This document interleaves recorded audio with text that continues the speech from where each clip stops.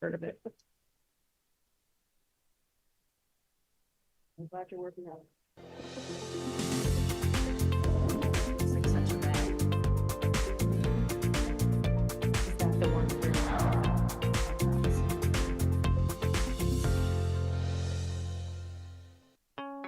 That would be an ignore. Also, you sent something that looked like one of those links I've been taught not to click on.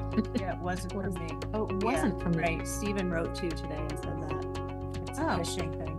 It didn't click on it because I'm like.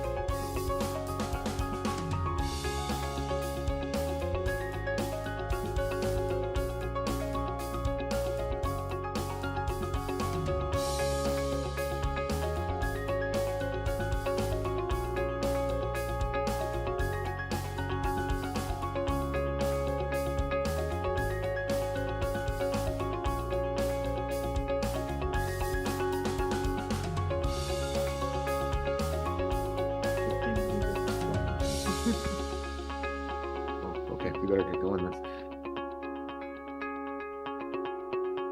Okay, calling to order an open meeting of the Recording in Newton School progress. Committee on June 10th at 6:30 PM.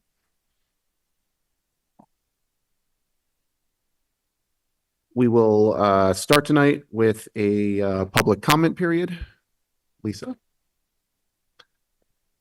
Is there any online folks?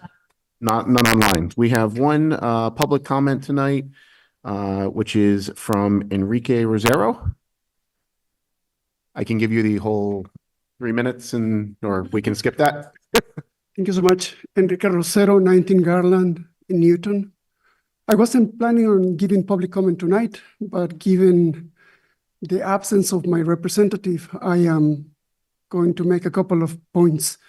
First, I want to thank you for having public comment at every meeting. Unlike other public bodies in the city council, their planning committees, etc., they do not hold public comments. You do strive to hear from us, from the constituents, from the parents. So that's commendable. My second point is that it has become way too habitual for Ward 6 to have no representation. It's common knowledge that our representative does not live in the city. It's my belief that he's abusing the policy that you currently have for logging into meetings remotely. And probably you should think about when that is appropriate. When someone doesn't live in the city and takes this sacred duty of civic service as a retirement hobby, the public is not well served. And finally, I just want to thank you for your hard work all this year. It's been a hard year for all of us, but you guys have made significant efforts to make things better, and I appreciate that. So thank you very much. Thank you, Mr. Rosero. I believe that is our only public commenter, so we will move on to the superintendent's report. Thank you. So there are 4 updates that did not make the memo that you have, so I'll just add them here. They happened after the writing of this memo, but I just wanted to celebrate Charlotte from Franklin, who was my principal for the day. We had a wonderful conversation about cell phones and smartwatches at the elementary level and her advice for helping students in school lunch, told what she thinks makes a good teacher at Franklin and what we should think about as we build the new Franklin. So it was one of the best meetings I've had recently. No offense to anyone in this room. They were wonderful. And her friend Elle came with her. So thank you, Charlotte and Elle, for a really good day. All the color and field days are happening now. It is that June time period. I was just telling Tamika that I think my body clock after 30 years as a public educator around about June 10th starts to feel different. So June is very brisk. We've had our graduations at North and South, and congratulations to the class of 2024 at both schools. We've had promotion ceremonies for various grades forthcoming in this week and next. And I just want to remind the public that we did install cooling centers in many of our schools. If you walk into your schools, they are these big time machine looking contraptions that are literally 4 feet by 4 feet, but they cool large spaces so that our students and staff can cycle into more cool areas as the weather heats up in the next couple of weeks. I want to thank our facilities director, Dave Stickney, for his leadership in testing that this process could work all winter long so that we have a little bit of winter in this summer period. I also just want to say thank you to Principal Susie Talyukdar for a beautiful Underwood 100th birthday celebration that both the mayor and I attended.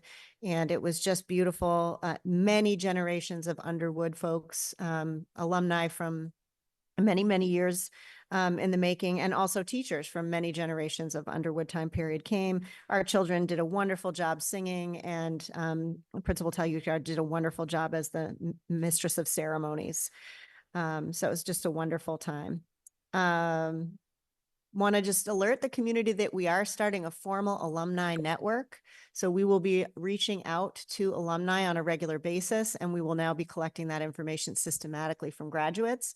We have alumni and current students. So a shout out to Jasper from Newton South, who's a rising junior, who will be helping to launch this initiative. We will be having an alumni callback day, the half day before Thanksgiving break. So when our college students are back, perhaps celebrating Thanksgiving with their families, we'll invite them here to the Ed Center for some breakfast and interviews. Want to hear about how's their college experience going the first semester in, how did we do getting them ready? What were some things that they were wishing for? So if you are a new alumni, and I said this at their graduations, we hope to see them. We will also put the shout out to any other alumni who want to come back and talk with us on that day also. So mark it on your calendars. Starting in September, at this meeting, we will start the meeting with a pledge to the American flag. I just wanted to alert the public that we're making this change. And lastly, I wanted, just as a general update, there was a lot of discussion about staff turnover during this year and how many people come and go and what kind of churn we have in the district. And I just wanted you to formally know, and the community at large, that of our 2,100 employees, we had 55 openings this hiring season. 2 were new positions, 27 are fully and totally hired and onboarded, and 28 are in the queue for onboarding. So we will be hired before school is out. Of course, there may be resignations or things that happen over the summer, but that is a very small number of turnover for an organization this size. And I'm really proud, and I'm pleased and excited that our staff are remaining with us, and that the type of year we had has not impacted our capacity to retain or hire. So if you're new to the Newton Public Schools, we welcome you. And if you're staying, we congratulate you for staying. 2 staff recognitions. Lisa Dubinsky won the speech. She is the speech language pathologist at Ward, received the 2024 award for clinical excellence from Mass General Hospital's Institute of Health Professions for her work in supervising graduate students within the Newton schools over the years. So it honors an excellent clinical supervisor who contributes to the profession, and certainly the Newton Public Schools has benefited from her interns. Second honor is Lauren Bogger, the physical education, health and wellness teacher at Newton North. She's receiving the Shapiro Award from Northwestern University, given annually to 5 teachers based on nominations by graduating Northwestern seniors. This award honors excellent high school teachers from around the world for their professional and personal commitment to students. This is a specific initiative out of the Office of Northwestern, and it recognizes the transformative power of teachers in our lives and communities. So congratulations to her. And finally, in the update is a memo that followed up from our May 20th school committee meeting where questions came to us too late for us to get you the answers, or we couldn't answer them in the meeting. And so they are here for you. They largely center on some of the information that was shared with us by our CPAC partners in their presentation, and just a few details about MTSS. So you have both pages before you, and the public can certainly read those. Thank you, Mr. Chair. All right, thank you. Is there any questions, comments from members? Tamika? Thanks, Chris. So you mentioned in the update the pledging of the flag at this meeting. Correct. Can you talk a little bit about the like where did that come up? Like where did that come from? So we do pledge the flag at our opening of our city council meetings, and that is a typical practice for civic meetings. And we are asking all of our schools to continue by state law to pledge the flag each day. So we should model the same. Many school systems actually have their students come in and have local Boy Scouts and other groups come in and lead. So we can talk about how we want to do that if we want to do that. But just a nice tradition that most of our governmental meetings begin with. So follow up on that. I appreciate that. Yeah. While I grew up saying the pledge, I can even say it in French due to a first period AP French class. I'm conscious of the fact that there might be some members, either whether now or in the future, who would have a different viewpoint. So have we thought about how to have a protocol or policy which allows one to, I don't know, to remain silent, to that type of thing? And so that's something is to share. Sure. That is the protocol for public schools in general, that the pledge must be done, but you do not have to do the pledge. So that same right extends to any U.S. citizen. Okay. Do we happen to have some specific text of this policy or regulation suggestions so I can read through and understand fully? If you happen to find one. Yep.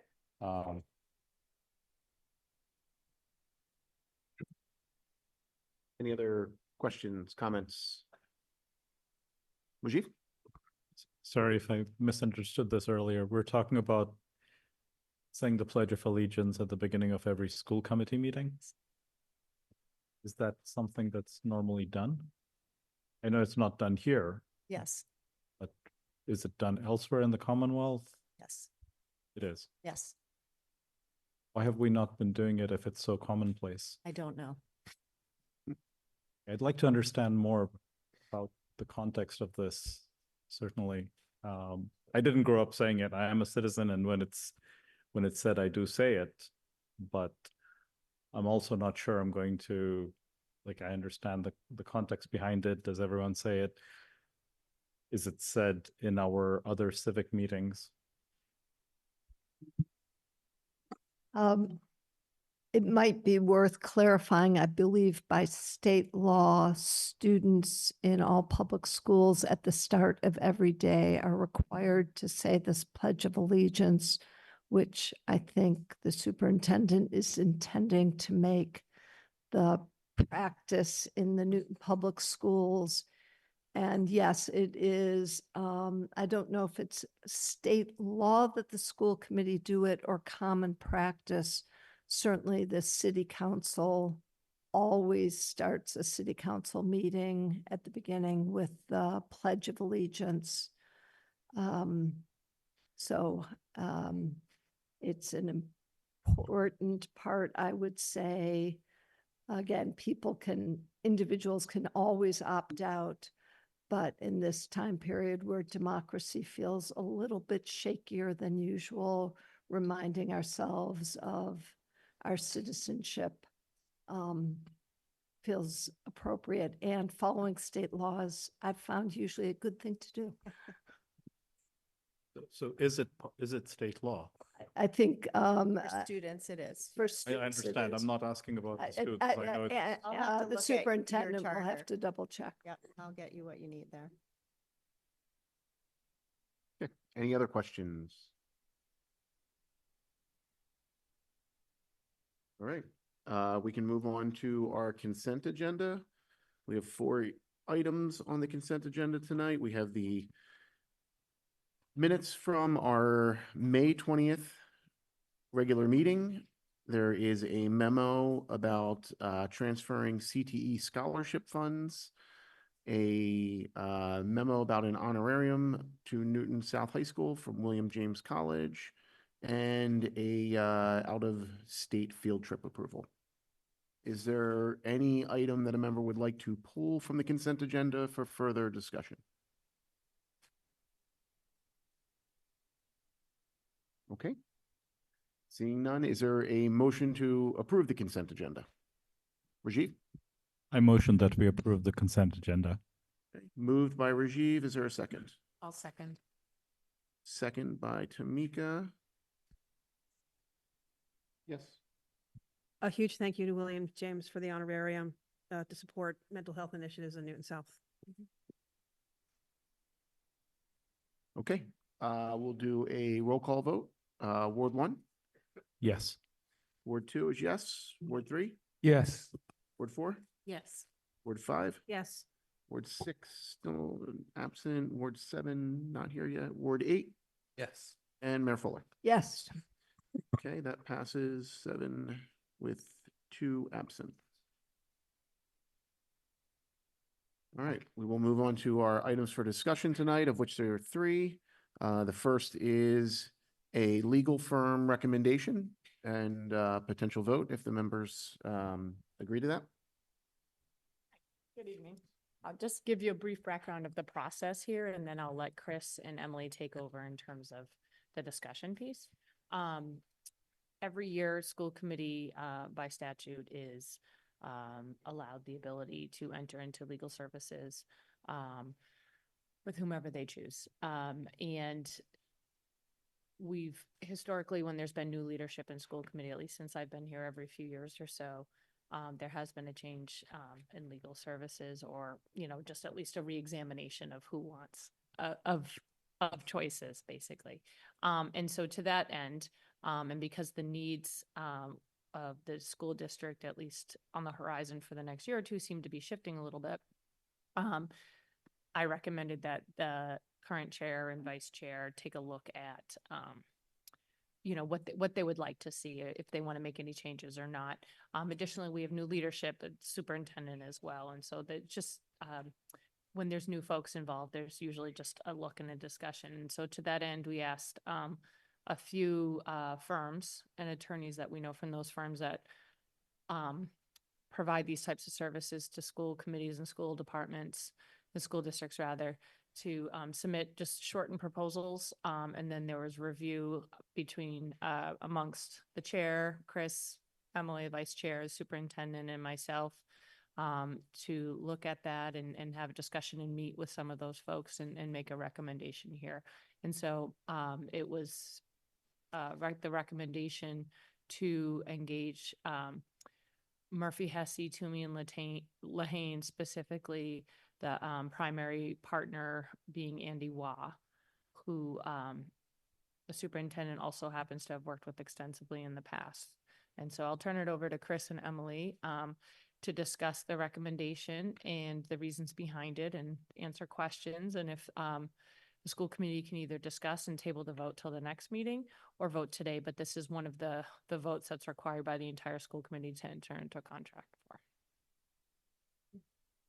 So we did undertake a process. We specifically sent out some requests for proposals to several law firms. We interviewed 3 law firms and got 3 separate proposals.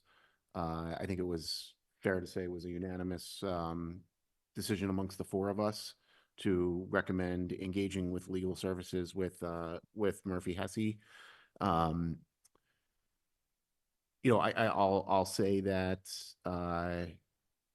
well, first of all, some of the work that is currently outstanding that is being managed by Valerio, Dominello, and Hillman, we're recommending to continue that work, just given where that is in the life cycle of those issues. And so I also, I think engaging a new council, from my point of view, is not a knock on Liz Valerio or Valerio Dominello and Hillman in any way. Certainly having spent an extensive amount of time with some of the folks there over the last 5 months, I think they did good work for us. But there were several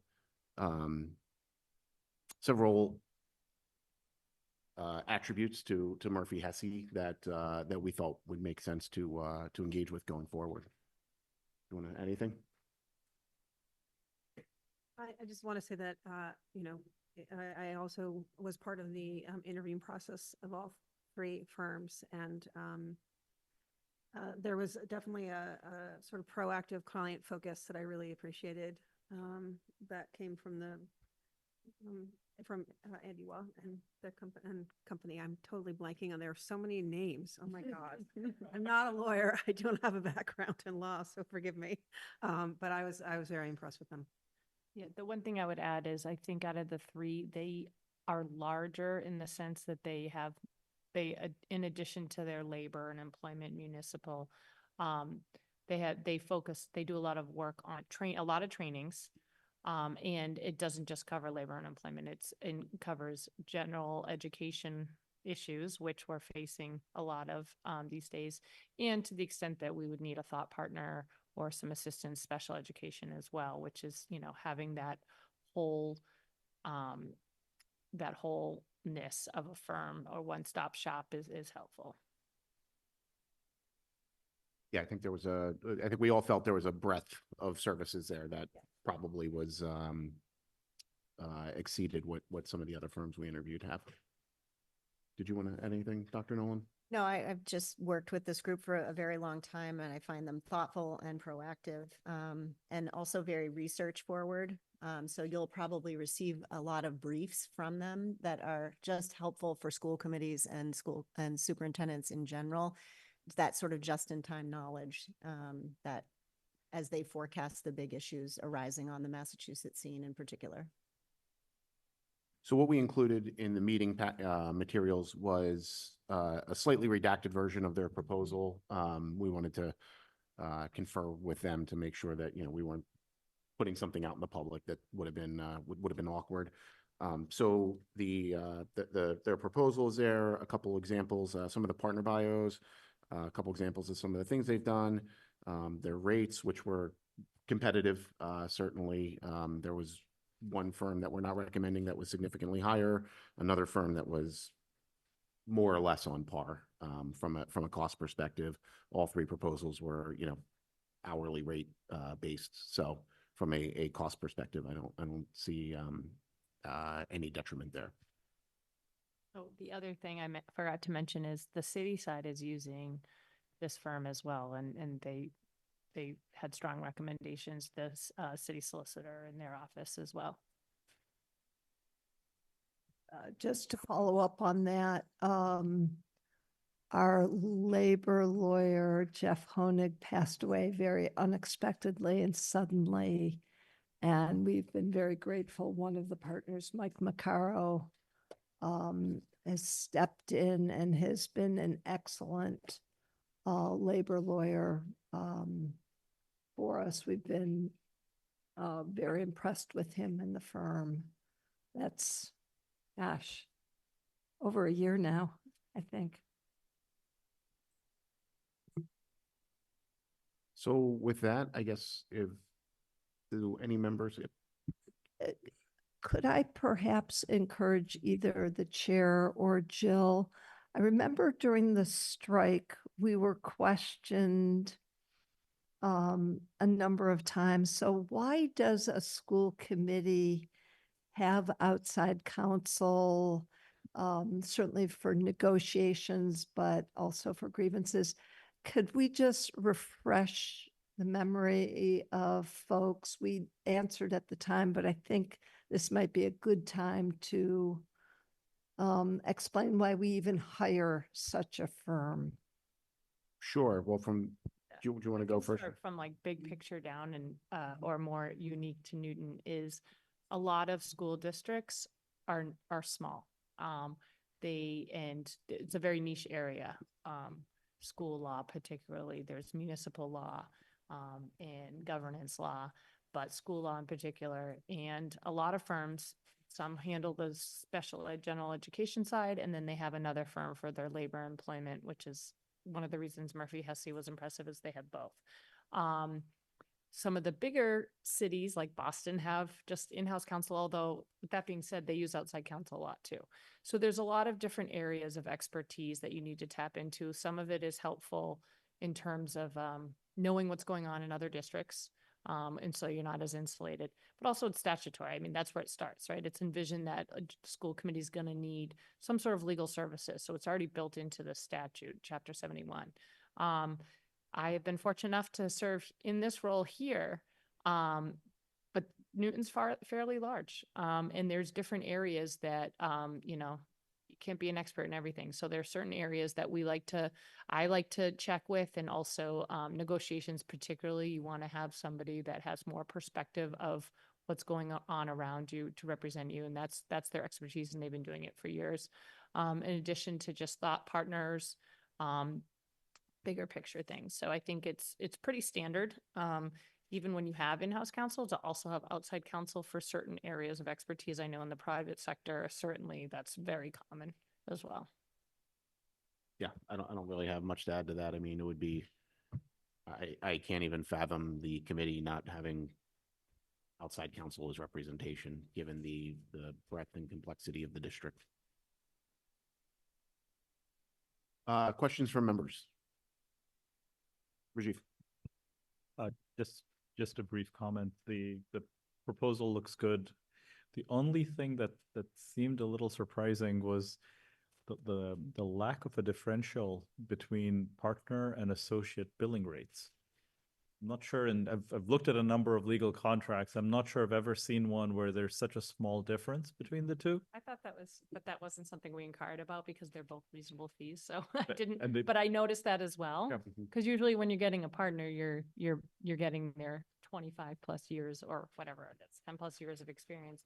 But I also know of most of the attorneys there, and if you read their autobiography, none of them are new attorneys. So I'm wondering if that's the reason, is that their associates do handle a lot because they have a lot of experience. I don't really know the reasoning, but I noticed it. And the rates look reasonable. They didn't look out of whack at all. It was just a difference that seemed a little surprising. Yeah, I can tell you, I can't remember the exact numbers as well, but roughly half the attorneys at the firm are partners. So, you know, I mean, I'm used to dealing with much bigger, you know, corporate firms where that ratio is way, way smaller of partners to staff. So, Yeah. you know, I was kind of thinking that probably, because I noted the same thing. But as well, relative to the corporate attorneys. And for I'm those usually of you hiring. that don't work in the private field, the market rate for public employees, even that, public attorneys that even work in private sector providing these services, is significantly less than private. So when you see a private attorney in the partner rate, your eyes want to pop out of your head, and then the associate rate. So I think maybe that's also a factor here, that because the market for this type of legal services kind of caps or maxes out at a reasonable rate. Maybe that's why. Thank you. Just being curious, we have this kind of legal services for many years, or this is a recent development? I mean, I've only been in-house here for a handful of years. I was working over the city side. I'm technically working for the school department, but sitting over there. And from before I even started, there was outside counsel. I think because the city also has its own law department, which is in and of itself not standard. Well, a lot of towns have maybe one. They don't have a department like they do here. Also, city and school being self-insured is also a whole different animal, because when you have insurance, then they have lawyers that come in when there's litigation, but we don't need to go down that rabbit hole right now. But the city, and therefore the school, doesn't have that either, right? So when there's lawsuits, there's no insurance company that comes in with their lawyers. But I mean, I'm sure well before I came here, there's been outside counsel. I mean, I know at least 10 years before I started in 2015. So likely before that. And very quickly, they work on the per task, per diem, or there's some general, every month we pay certain fee for their No, service. you just pay for the services you use. So, the last year for, certain reasons, negotiations, you tend to have higher legal services bills. If we have a big lawsuit and where it's been determined that we need to use outside counsel, you might see a spike in it. But I think generally it's pretty, I don't think it's overwhelming. I think it just depends on what's going on, but you don't pay them a flat rate. You only pay for the services you use, and they give you a bill and I look at it to make sure it matches up before we send it forward for payment. Okay, thank you. Other questions?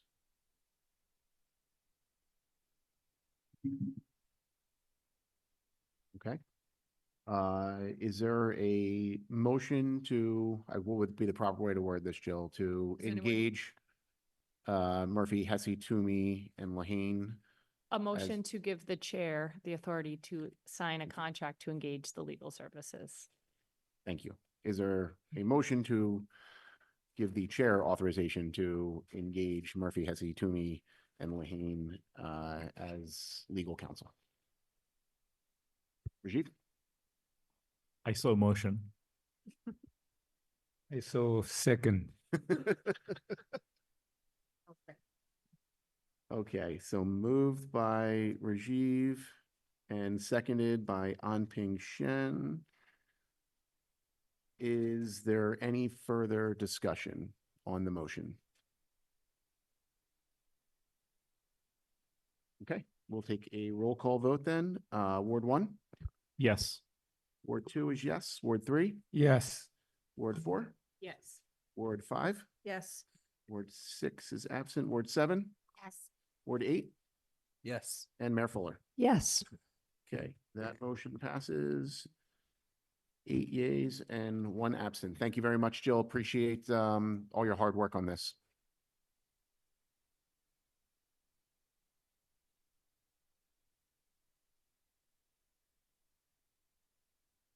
Okay, next item on the agenda is continuing our ongoing discussion around our elementary schools. And we have a memo from Superintendent Nolan, which I hope everyone has had the chance to take a look at. Do you want to give any introduction? Sure. So back in July of last year, we had just come off the Ward Underwood Task Force having a moment, and there was a lot of need for information from the committee in order for the committee to feel that they could take the next steps in directing a strategy around elementary buildings and a process for the future. So the committee has been a little split on wanting me to give a forceful recommendation or not. So I tried to thread the needle here and do an analysis that includes a memo from Stephanie Gilman, who is here from the building department, that has summarized all of the information and all of the portions of the discussion that we have had as staff, summarizes the meetings that you heard all winter, and just listening to the questions that you had and the decisions that I think we need to make for a long-term strategic plan. I have tried to summarize the key areas for you and give you some recommendations related to what I now know, having spent almost a year here, that I didn't know when I was here in July.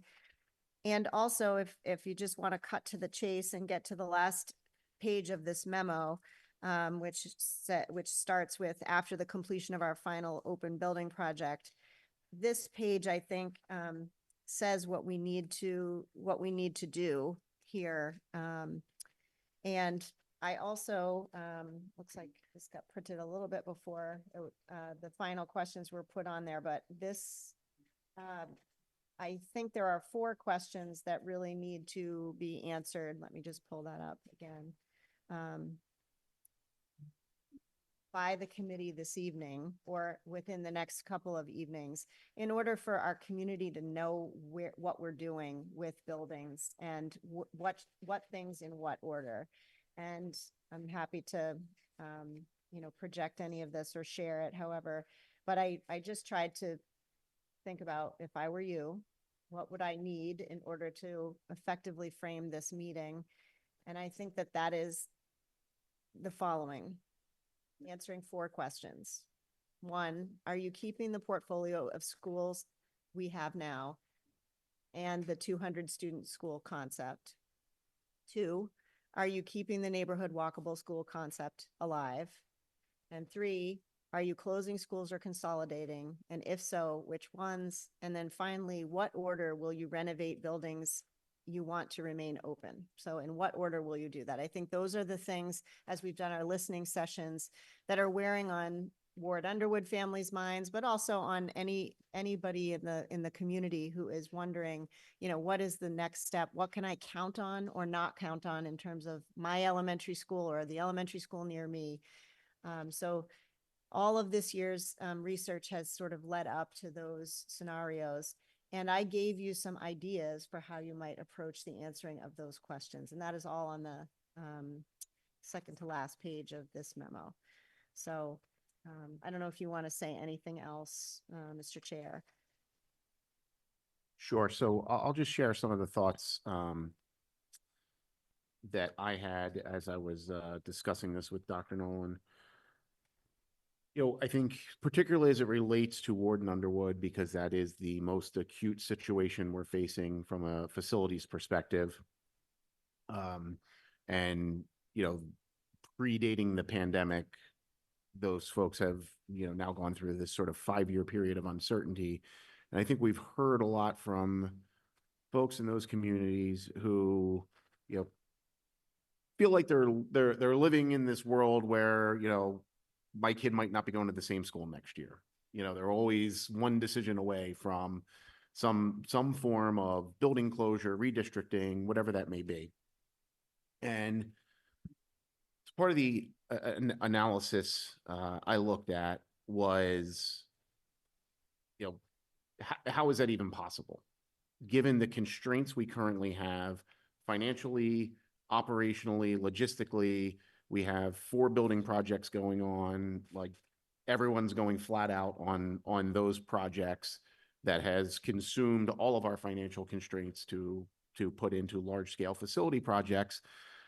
And, you know, if you said, you know, the outcome of the, you know, a Ward Underwood working group was, we're going to consolidate those 2 schools. I'm not saying that would be an outcome. I'm just saying, as a, for instance, it feels to me like that would be 10 years away before that would actually happen. By the time you get through these building projects, by the time you know, find the financing, have the logistical capacity to go forward and move on with that.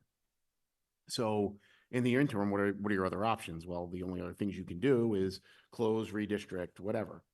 So when I did this analysis, I looked at, you know, what we would say the maximum classroom capacity size is at the neighboring districts. And if you, again, I am not proposing this, no one else has proposed this, I want to be clear, but just if you said, let's redistrict all of the Warden Underwood kids to neighboring districts, you're talking about 400 some kids where there's excess capacity of about 250 seats. And that's not even saying 250 seats that would line up on a grade level by grade level basis or anything else. That's so, but you have almost twice as many. And, you know, the math is similar. If you were to look at our other 2 small schools, Pierce and Williams, it's the same thing. So you would be, if you wanted to do something that said, we're going to address this problem in any way other than a new facility for those students separately, in unison, whatever, you're talking about a large scale redistricting of the entire NPS elementary footprint, which I don't think is something we really want to undertake. That's my opinion. So I think one of the most, you know, acute things that can come out of this is to let those folks at Warden Underwood know, who have a kindergarten, who have a first grader, that your school's going to be there next year. And unfortunately, it's probably going to be in largely the same condition it is now, which is less than ideal. But there just doesn't seem to be any other path forward of how we can manage this situation. And, I still very much want to have that continued bigger discussion of what should this look like going forward? How many elementary school buildings do we need? What's the value of the neighborhood schools? And, that'll help guide us on thinking about how we put together a blueprint for moving forward. To that point, I think one of the really, things that I thought was telling was looking at the maps that Dr. Nolan included in her memo, which shows our elementary footprints as they exist today with a 3/4 mile radius around them, and what the city would look like absent a Warden Underwood. And you have this sort of whole eastern quadrant of the city that just doesn't have an elementary school. And it's sort of like when I don't know if we will or will not get, how discrete we'll be in a definition of what a neighborhood school means and what values it brings. But just looking at that doesn't look right. And I can't envision that an outcome is going to be that whole eastern part of the city just isn't going to have a neighborhood school by whatever definition that means. So I think that's something that we could very importantly give some comfort to those communities without having figured out the whole big plan yet. So with that, I guess, thoughts, questions? Barry? I have a question about the Brown recommendation, or is this referred to as the South Oak Hill Brown campus? Is the suggestion that Brown get fully redone because it has the worst cooling heating system, and then there's an opportunity because they're all close to each other to do geothermal for all three of those schools? Well, that idea has been brought up about the neighborhoods around that campus. So that is a humongous project, right? So we would have to work with a lot of different agencies to see if that's even possible. But relative to my experience on other building projects with the MSBA would look at that campus and would look at our middle school portfolio and would assess, and just for the public, in case you haven't read this memo, my feeling is in order to equalize the new school experience across both sides of town and to address what I think is the most acute need, which is the Brown Middle School for renovation. I think that if we put that forward, we'll get an assessment of that campus from MSBA and our middle school portfolio, if you will. So I don't know if geothermal it always comes up in those MSBA discussions. It's part of it. There's also the capacity, if we want to start living more fully our sustainability dreams that we talk about a lot and that we want in a long range strategic plan. I think we might want to look at certain types of building projects, and geothermal is something that's going to get brought up during those. Now, the expense of that would have to be weighed, with everything else that the city is wanting to do. But that idea has been floated, and this would be a 2-for-1 in my mind if that could happen at once. And there was something about how all three of those schools could kind of leverage each other. So it would be like if there's something new built at Brown, that there's opportunity for Oak Hill or South kids to use that. Right. So my most recent building that I just built was a middle school that was on a shared campus. And the way the building was designed, it was actually situated to create more collaborative moments between the older students and the younger students, and also to share some resources. So for example, if we're building cross-disciplinary science labs that can be used by the community in a more robust way, we should do that. And we should allow the other middle school to participate in it, and we should allow our South students to participate as well. Well, I mean, my only statement on that is I live in that area. I know the area very well. That entire area, the fields, everything is ripe for opportunity. It's like a total missed opportunity, in my opinion. There's a lot going on there, and there's so many students. So I personally like that idea. Thanks, Barry. Emily? I have a ton of comments and I'm gonna limit them to a couple to start with and then allow you all to say your piece as well. And then if it's not covered, I'll put some, I'll speak some more. So I just, from a process perspective, that this neighborhood discussion about neighborhood schools was supposed to be focused on elementary neighborhood schools. And I feel like there was a lot of dreaming in part of this in terms of Brown and the possibility of what sounds like a magnet school in Newton, which I don't know how that would, I mean, we haven't even decided as a committee whether or not that would, like, if we would stop districting, like, people would have a choice to go to Brown, because that's Oh. kind of what it didn't, so only Oh, kids no. who live in Brown. Okay. Yeah. So I misunderstood that. Fair enough. But I just want to make sure that we focus on the initial conversations that we're supposed to be having. This whole conversation came out of the multiple steps that Stephanie Gilman laid out in terms of information that we needed to have in order to make decisions about elementary schools and neighborhood schools. And whilst the Brown idea is intriguing, I don't think, like, I would strongly recommend that we sort of table that for a further discussion and that we focus on the elementary piece, because that's the answer that we were looking for as part of this discussion of neighborhood schools and the issues of smaller schools, including Warden Underwood, as well as Pearson Williams. So that's kind of my first statement. And I think, because we haven't really delved into it yet, I think neighborhood schools are a hallmark of the Newton education. It is who we are. It is who we have been for a very long time as a district. I think that there would be something fundamentally lost if we decided to start merging schools. I think there's also the benefit for the walkability.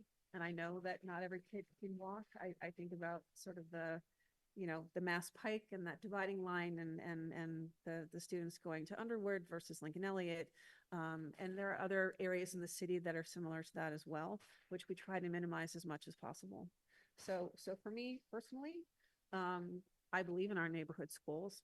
My kids went to neighborhood schools, and there's just this wonderful sense of community around them, even for students who may be in different citywide programming. There's still, and our METCO students as well, this feeling of community. And I think that's precious, and I think it's something we need to protect.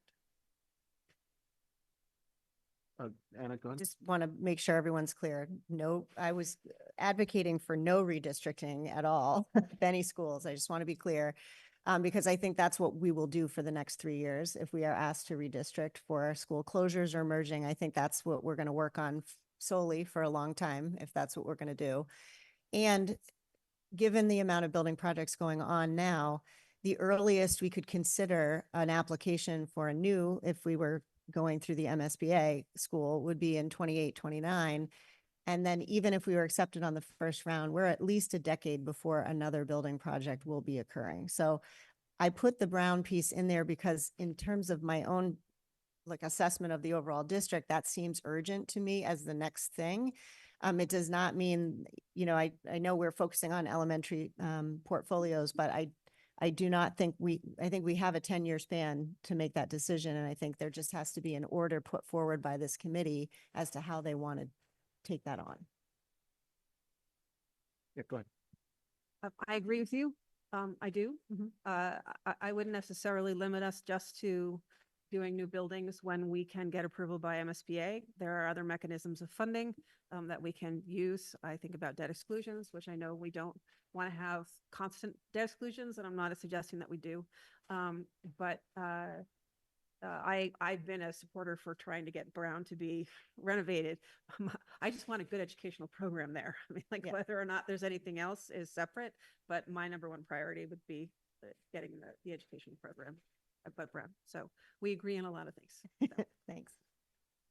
Tamika?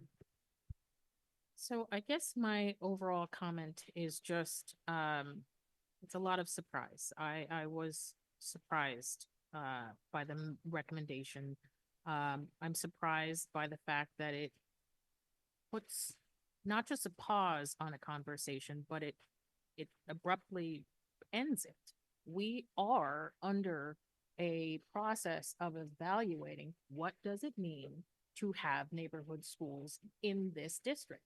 We are having a conversation about should that definition expand or or change, and how so is that informed by our educational needs of our students as well as our financial constraints. That conversation should continue. We should explore fully and do the work of that discussion. So that's one thought.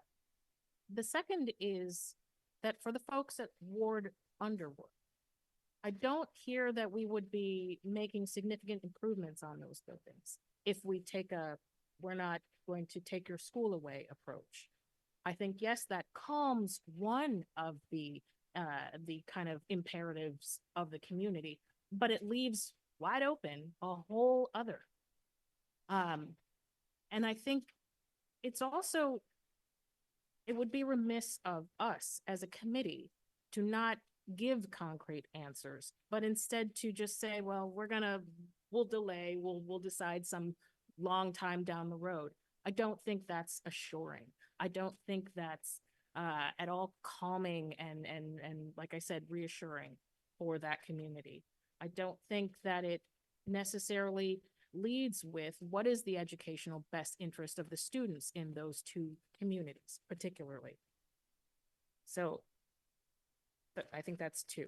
My next point is we had recently moved forward with a review of the middle schools, an objective conditional analysis of where are they, which one deserves priority as the next most urgently needed, in need of renovation or rebuild or whatever, some direction. Objective, not subjective. And I don't think that we've heard the results of that analysis. I'm surprised that we would be having a recommendation without having the data to inform why this particular recommendation is the prevailing one. I mean, if that work has taken a pause or if it's not actually moving forward, that's fine. We can discuss that. But it hasn't come before this committee. We haven't discussed, we haven't reviewed. We're blind to that. So we should finish that part of the conversation as well.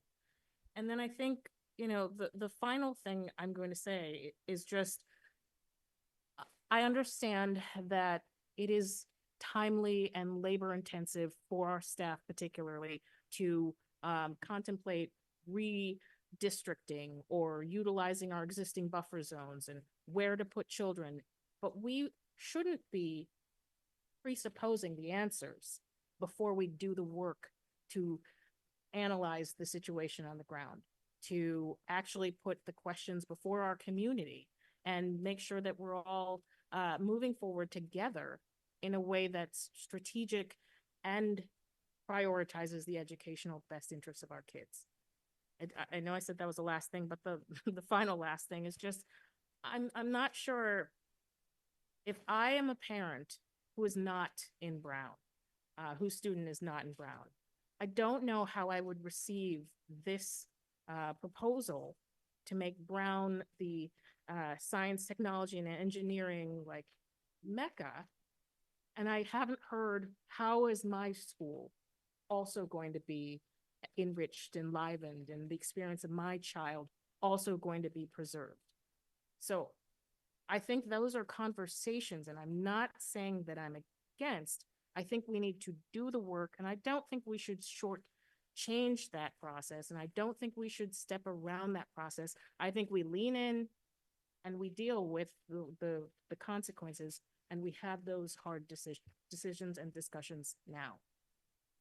So I might be misinterpreting what you're saying, but I don't think there's a contemplation that like we're gonna like vote tonight and be like, oh, we're gonna renovate Brown before we do anything else. I thought I introduced this by saying this was ongoing process. I know it is on our agenda for next meeting. I think the big picture of this will extend into next year. There's a lot to figure out here of, trying to, in some way, shape, or form, come up with this blueprint, which, is something that will actually be executed on, while none of us are sitting at this table. I don't think recognizing the reality of the situation to say that there is just logistically no way we could close Ward or Underwood, and giving those folks, that information, I don't think that forecloses anything other than saying we're not going to close Ward or Underwood in the next 5 years. I mean, that's one discrete piece of this much, much bigger puzzle. And we don't know what the ultimate puzzle is going to look like, but for some period of time, where are you going to put 450 kids? There were other solutions put forward that didn't involve closing Ward or Underwood, which is why I'm saying we don't know what the solution is. Therefore, when you start systematically excluding from consideration, you are undercutting your own data, your own analytical exploration of the different options on the table. Okay, so your suggestion then would be to make no statement about Ward or Underwood and just continue with the process absent that statement. My suggestion is that we continue to do the work that we've already explained to Ward and Underwood and our broader NPS community that we are doing. Okay, which I agree. I think we continue with that work.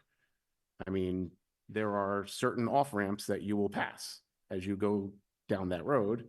And I think we're just sort of passing one of those off-ramps. That would be the way I see it.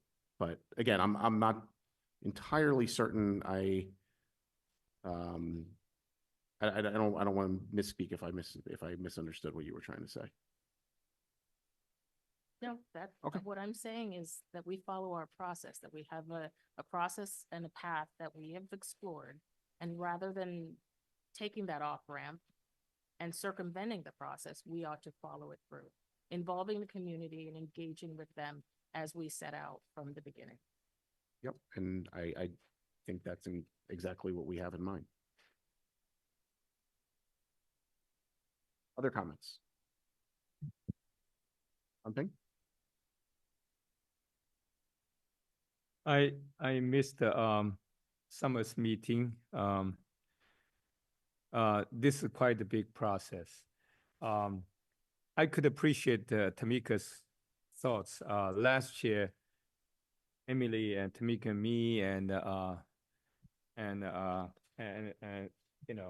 NPS staff all together, we talked quite a lot. But I agree that we should expand our mind.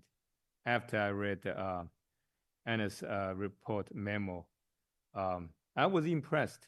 A lot of thoughts, and probably if that was a process, I realized it was not adequate. But we at that time we really discussed whether we hire the external consultant company to do the analysis.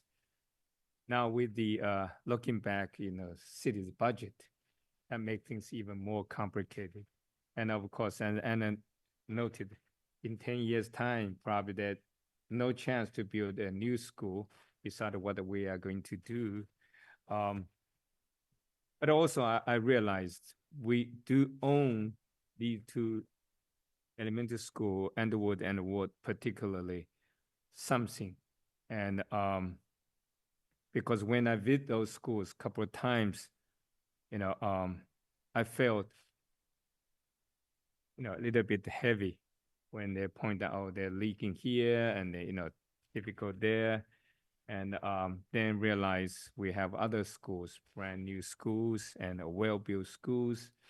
I said, if my daughters attending this school or that school, you know, I will have very different feelings, and I appreciate the Newton residents, parents did not give us too much hard time saying why such stark contrast, you know, we are all taxpayers, something like that. Probably some people say that.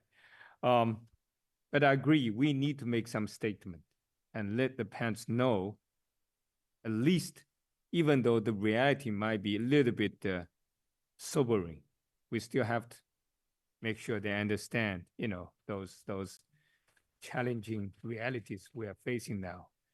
And 10 years, quite a long time.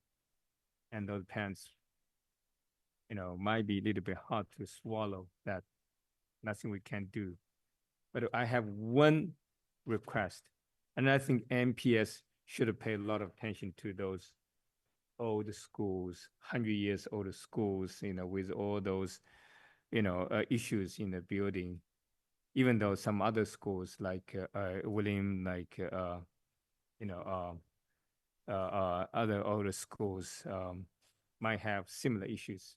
But certainly, I think we do need to come up with some process. And I think Tamika mentioned this, and Chris said, you know, agree. But I'm not quite clear what kind of process we have now in place. And I have to admit, when I heard that Anna stopped the process, we were involved last year, I was a little bit taken back. So, wow, this is quite, you know, a little bit abrupt.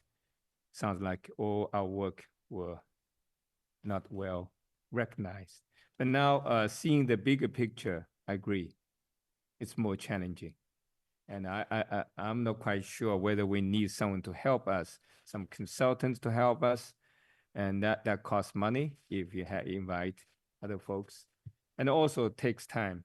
For whoever comes in, there's a lot of data to look at that. And that part getting very complicated. And I think Ann Nolan give us a kind of framework to think about that, which is, could it be looking from the political perspective or human resource perspective, and the other, you know, other two terms which I could not recall right now, but I totally agree. You have different perspective to look at the issue, then it will come up with very different conclusion. So that part, I think if we have chance, I'd like to see the community get involved before it getting a little bit too widespread, and then, you know, some parents will come up, and that was very challenging. I remember the Horace Mann School, we were a little bit behind the committee. When they came up with something, they challenged us, but I'm glad we did good work. Afterwards, we became proactive. But certainly when they moved to the Horace Mann School building, a lot of issues came up. I don't think we were ready at that time to deal with that. But I'm glad that we had a chance to make up and being very proactive. So I hope this time we could be a little bit proactive regarding the lot of issues involved. It's more than just this school, that school, neighborhood school. It's much more than that. I'm not quite well organized, but I like to share views and my thoughts. Thanks. Thank you. Amy? So, my oldest was in kindergarten in 2020. And in January of 2020, prior to school closure, I attended my first meeting with the superintendent and the PTO and learned about the proposal back then to look at Ward and Underwood. Since then, that project has been put on hold, reimagined, and I and other families in both Ward and Underwood were asked to consider last year whether or not we would have a school to return to in school year 24. I do not think that we have any decisions that we can fiscally make prior to school year 29. So the question that we have to then answer is in 5 years, when we are in a financial and operational position to be able to take on our next building project, what kind of building project will we recommend? That means we can with full confidence tell the Ward Underwood community that in 5 years, nothing will happen to their schools. And as a member of that community, I believe that people would really appreciate that kind of clarity, given the changing of communications that we have received and how hard that has been for us. That doesn't mean we can't have a really robust conversation about what kind of building project we would recommend in fiscal year 29. And I appreciate very much the clarity with which you bring Brown into the conversation. I don't think that we can have a conversation about Brown without saying, and what happens to Pierce and Williams, and what happens to Ward and Underwood. And when I look at the maps, which I love, I see that eliminating 4 of those schools creates 2 gaping holes in the community, but eliminating 2 of them does not. And so I think it is fair to tell Ward Underwood that no changes will be made until fiscal year 29 at the earliest. And then we need to move forward talking about whether or not the changes we're asking for will involve schools of 200 or schools of 400. That's it. Thank you. And I just also want to say, I'm not trying to jump the line of any other planning committee, but you pay me to be the educational vision person for the system.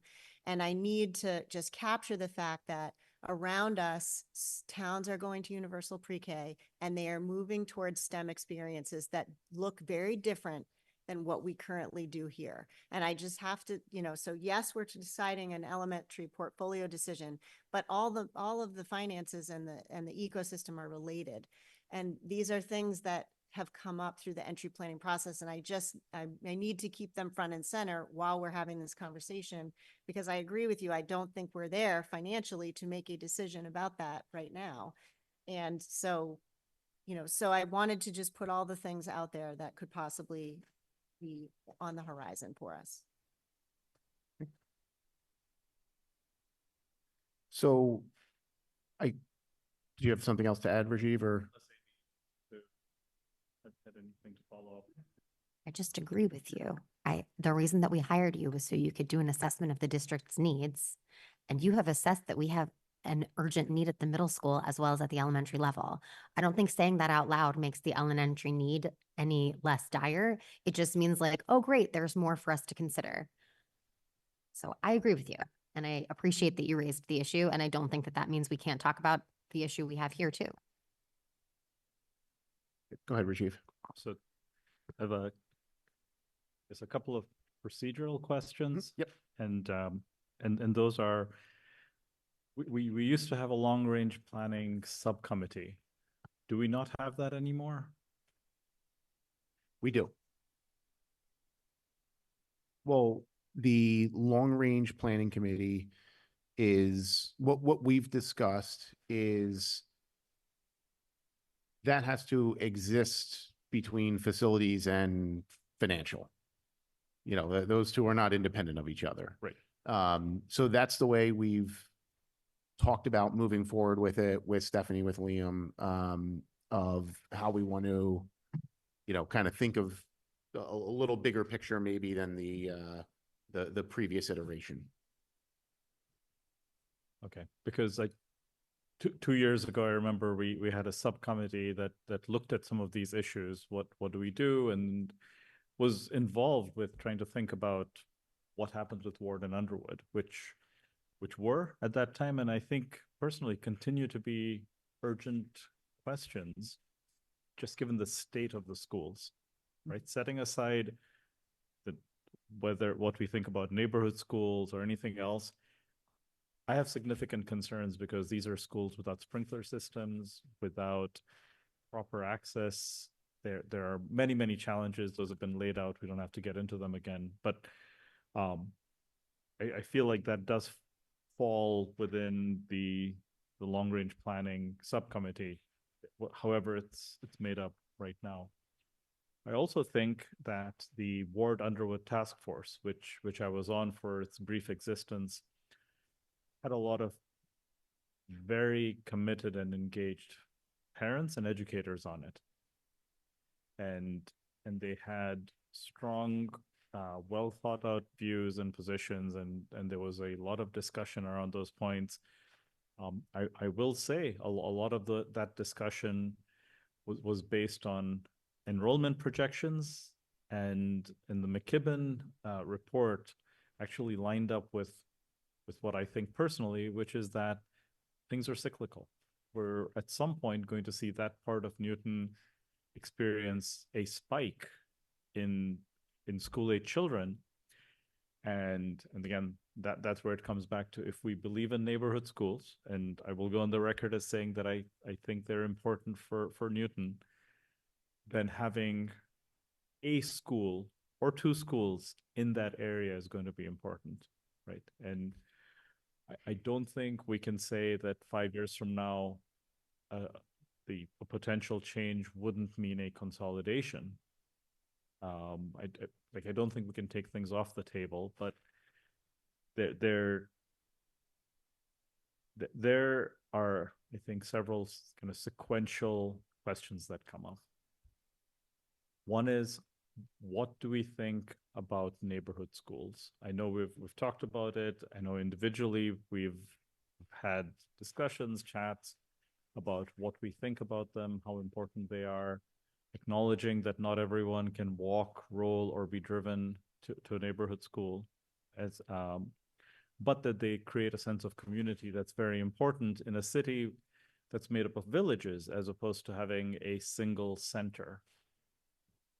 So I feel like we can have that discussion. I also fully agree with Superintendent Nolan in terms of the messaging to Warden Underwood. So one of the things that's in the memo, I think it says, recommended actions by the end of June. One of the first ones is to say, your schools will still be there. I don't know if it's a 5-year period, because as Emily said, there are multiple ways to fund schools. We could be in a different fiscal situation 5 years from now, hopefully a more positive one than we're projecting. We don't know. But I think it's reasonable to say nothing's going to be taken away, because we simply don't have the ability to do that. I think we also need to be prepared to say what we'll do in the meantime to kind of shore up the conditions of those buildings, which are not great, right? So I agree with that part of the recommendation. I think it's important. I think it's important for the parents and educators. I think the other section, which is around what do we do after completing the open, the current full slate of building projects, how do we think about the entire complex where Brown and the associate schools are, etc. I don't think that's a decision that has to be made now, but these are important considerations to keep in mind for those decisions at the point we make them. But I just feel like in terms of priority, going through this, there was a lot to digest. It's interesting. I think we have to put thought into this. I think in the short term, getting the messaging out to families and staff, and the communities at Warden and Underwood is important. I think that the decision about the size of schools is important. I kind of come back to what the recommendation has been from the NPS senior team, which is kind of want 3 classrooms at each level, right? And in order to do that, if we're talking roughly 20 students a classroom, that gets us to a school that is very different from a 200 student school. And if that's the right critical mass for effective learning for our students, that is a factor that should weigh into what we decide at the appropriate time. That might mean a combined Warden Underwood, which has the right critical mass and that serves that entire neighborhood. Maybe something different, but for now we're in no position to create one. Yep. So anyway, I'll also Thank you, because if I can sort of segue from that a little bit, I think there's from a procedural and process perspective, right? We went through some more detailed enrollment analysis than maybe we typically do. We had the McKibben report, and we now have the lay of the land of the, you know, the physical condition of the buildings, if not the, you know, educational, you know, are the spaces configured for the current model. This part of the, you know, the sort of the next stage in the process in my mind is sort of this some kind of values discussion on the neighborhood school front. Yeah, which, you know, it does have to account for what is practical and reasonable and possible, but some concept of how we can then go to the long range planning committee, start talking with facilities folks about how do we put something together going forward. And so I think, you know, from you brought up kind of some of the same questions I had in my head. Like I had 3 questions that I think we need to address, which one of which is some definition of a neighborhood school. Like, what does that mean? Assuming we value that, and that's it. And I'm with Emily. Like, it is in some ways an inefficient model, but it is so much of the character of the city and of individual neighborhoods and why people move here, and it's part of what enrolls people in NPS that might have other options, to have, you know, their kid go to the school down the street where they're, you know, walking them into kindergarten and they're with their friends. And, you know, there's so many intangibles in there that will, you know, you can't fully quantify them, but, you know, I think they merit discussion of how much these schools are kind of the fabric of their neighborhoods in some sense. So some sort of definition, and definition might not be the right word, but some sort of discussion on those qualities. Then I think there is the very acute discussion of 200 student schools, 250 student schools don't seem to be what our educators are telling us is optimal. It is also not what the MSBA is going to fund. Like, we have every indication they will not fund in any way, shape, or form a 200 some student school. We have 4 of them right now. How do we want to manage that and make that balance of everything I just said about neighborhood schools and how important they are, and the fact that we have 2 neighborhood schools on the east side of the city that are of that size, and 2 neighborhood schools towards the west side of the city that are of that size. And then I think the other big piece that we need to address is once, and I know I've said this a million times, but once we finish with the 4 schools that are on the books, Countryside, Franklin, Horace Mann, and Lincoln Elliott, we are going to have approximately 2/3 of our students attending schools that are just so far superior to the 1/3 who are going to be attending the remaining schools. How long can that status quo persist? And what is required to bring those other schools up to some level of par that we, you know, don't have this, you know, kind of dirty feeling of like, you know, kids going to one of these other schools just aren't having the same day-to-day experience. And they're lacking, you know, those learning spaces that we consider to be vital now, and they don't have, you know, kitchens and cafeterias and all those other things. Like, what is the baseline we believe we need to get to across our portfolio so that we feel good about it? Because I don't personally feel good about it right now. And we have discussed this before. I agree with you. I think it's, you know, it's an equity issue in a sense, and which is why I know that when we look at larger building projects, the MSBA and a rigorous application process is what gets us there. I do think that there may be other funding opportunities available in the future. Again, debt exclusion and other approaches.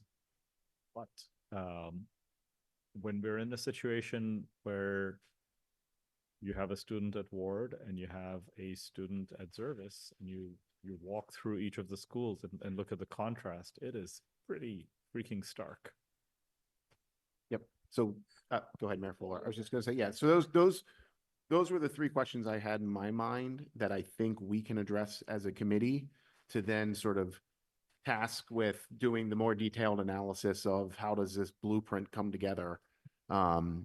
So And can I just Yes, say, I please, go think ahead. the order of the questions matters, which is why I said to you, you have to decide first whether you're doing the 200-ish size, then you decide what neighborhood schools means, and then, you know, because if you're choosing 200-ish size school, that's one set of ways to approach it, and if you aren't, there's other ways to approach it. So we would just need direction on that before we can even say what neighborhood schools would mean.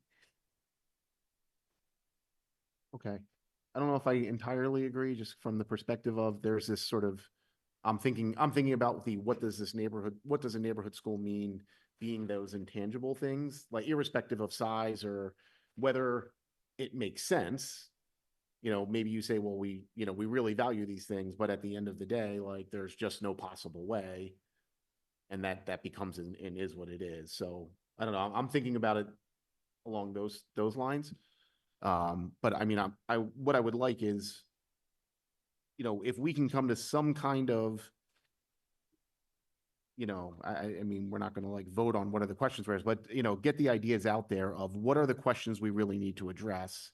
So then when we meet again to talk about this, we can go a little deeper on those questions. So, Mayor Fuller, yeah, I believe you had a comment outside of that. It's all related. Obviously, everything that we're talking about in the superintendent's memo and the comments tonight, it's a bit of a Rubik's Cube. I just want to share a couple different thoughts. Neighborhood schools in Newton are terribly important for the reasons that we have been talking about. It is true that by chance, two of the very small schools are right next to each other on one side of the city, and two of the very small schools are right next to each other on the other side of the city. And Ward and Ward Underwood, it's more than just, will the school be open or closed? That's deeply important to those neighborhoods and not just the current parents, but the neighborhoods in general. But the conditions of the school cannot just be ignored for years going forward. And by the way, Mason Rice, I think, is currently the 4th elementary school, not Williams, as it turns out. So I just want to throw Mason Rice into this as well. And of course, the middle schools and their condition size matter, as well as I'd say Newton South needs a whole fresh look as well. And even Newton North, even though it's quite new-ish, is having some growing pains as well that we just want to pay attention to as well. The need for continuous long-range planning on facilities. It is a Sisyphean task. I was on the city council and on the working groups for Angers, Zervis, and Cabot, which was our first foray into this. Please, please, please know, parents in our schools, that it is, our goal has always been every 2 or 3 years, we're doing yet another school. As many as we can do with the MSBA, the better. Lincoln Elliott, New Lincoln Elliott, is the first school that we're doing solely on taxpayer dimes without a debt exclusion or the MSBA in a very long time. We thankfully can afford that, but moving forward, we'll always want to try getting MSBA support. matters, and we will absolutely be going to the voters more frequently than not and saying, we've got to rebuild the next whatever school it is, elementary school, or when it's time for a middle school. And I believe our voters deeply care about education, deeply care about school buildings, want to support teachers and students, and more often than not will vote yes. There will be times where whatever's happening in the economy or in the world will sometimes get no votes. That's to be expected. But don't, we do need to keep marching forward, having a plan, revising the plan, updating the plan, and knowing what the next series of buildings will be. And planning takes time and work, and consensus building. We have to keep doing that today in order to be ready to ask the MSBA for an SOI or the voters to approve funding of the next school.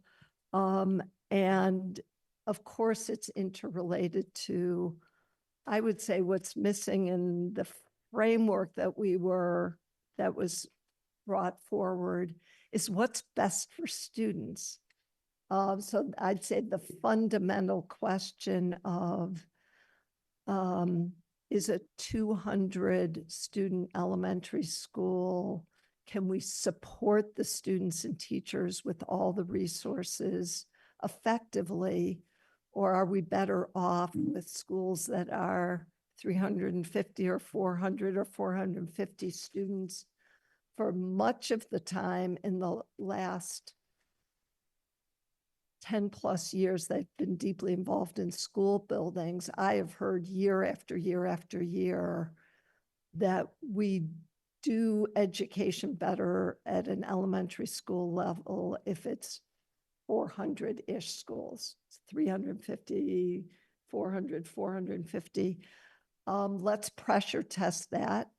But that I would start fundamentally is what's the best educational outcome for our kiddos, and make sure we have those schools in place. And Underwood, the superintendent, and I were there just last week, and there's such an amazing and lovely culture and belief in that school and in that neighborhood. Ditto for Ward, it's the same thing. But parents are smart, and neighbors are smart, and our residents are smart. And if we think it's best to have one fabulous new school that's on the border between two neighborhoods, we'll figure that out together. It's a hard decision. I am sure Newton can, and the school committee and the teachers and the parents can work our way through the pros and cons.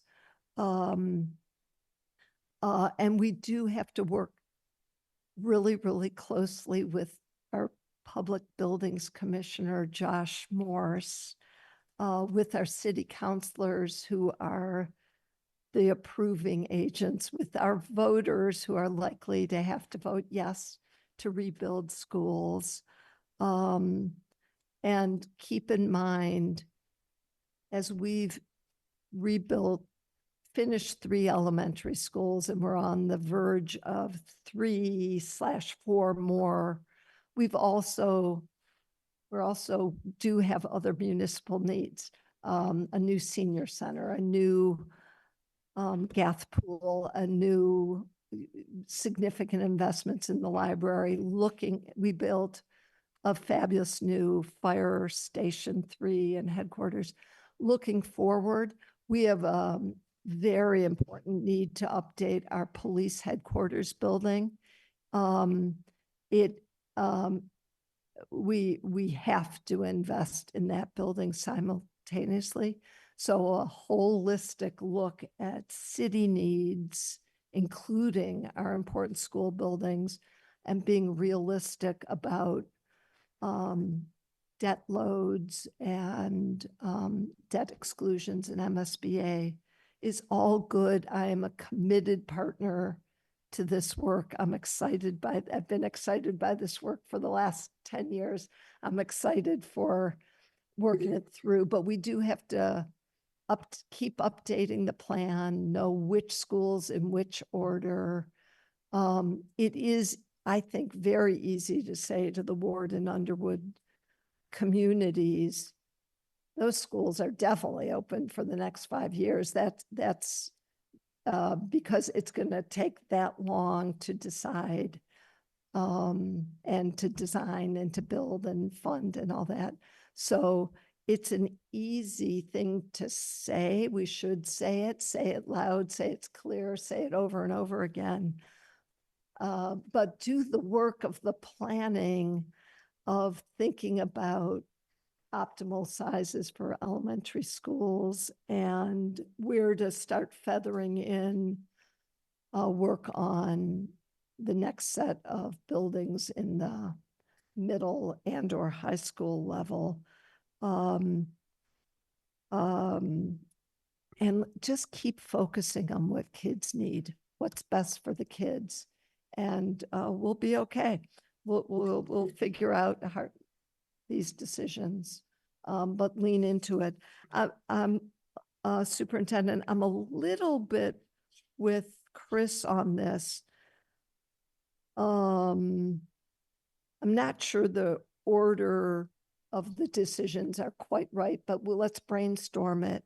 And also, I think you opened this meeting suggesting we needed to make all these decisions in this meeting and the next one. I wasn't quite sure but I'm not sure I heard it correctly, because I do feel like there's many of these things are going to take many meetings, and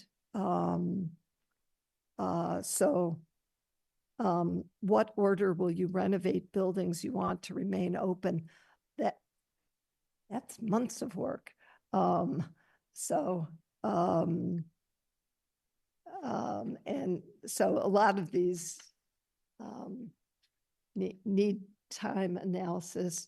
I'd encourage a long-range facilities group to be reconvened, and let's regularly work our way through it in the coming years. It's going to be an ongoing task. Thank you, Barry. Yeah, just quickly, I realized that I didn't mention my thoughts on neighborhood schools. I believe in neighborhood schools. I think they're important. I think we should value it. And I think it's important that we tell those communities as soon as possible what to expect in their future. And I just want to add one thing to this conversation. We're talking about the next schools that will be on the docket for renovation and down the line. I think we also need to make sure we're talking about the schools that are not going to be on the docket for a very long time, because a lot of them are in very bad shape. And I just want to use this one opportunity to talk about Memorial Spalding. People are falling through the seats in the auditorium. That's just one example. Okay. People did not want to sit on the seats during the recent school concert because they weren't sure if they were going to fall through or not. That's just one example, and Memorial Spalding hasn't been talked about once because it's not on the plan, because it's not nearly as bad as these other schools. So I understand the importance, but I just want to not lose sight of the fact that we need a plan for all of these schools. This is not to be talking about in a silo. We care about neighborhood schools, but we need to care about all of our schools equally and have a plan for all of them. Tamika? And then Amy? Okay, Tamika, Emily, and Amy. All right. Thank you. So I do want to underscore the point that the mayor made about the fact that just as a practical matter, as a matter of logistics and what is possible versus what is impossible, there will be no substantial changes to the Ward and Underwood schools for the near term.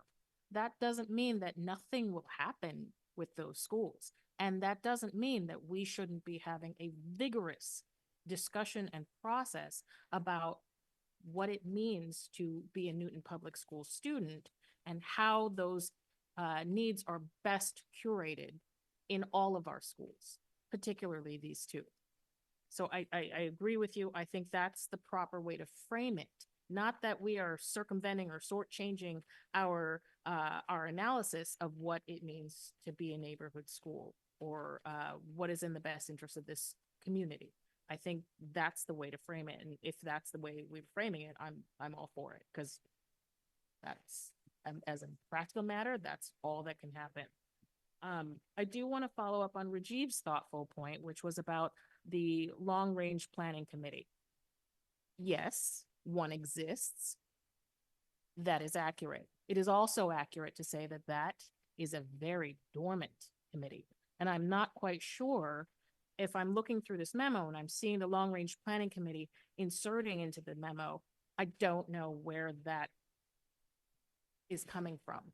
You, Chris, asked me to remain on the long-range planning committee, and I acquiesced. That one's pretty substantial and important. I think it's good work. I think it's necessary work. That committee has not met since the fall. I might be wrong there. It's been many months, many months. So that is one kind of, as a matter of transparency, issue that we need to address.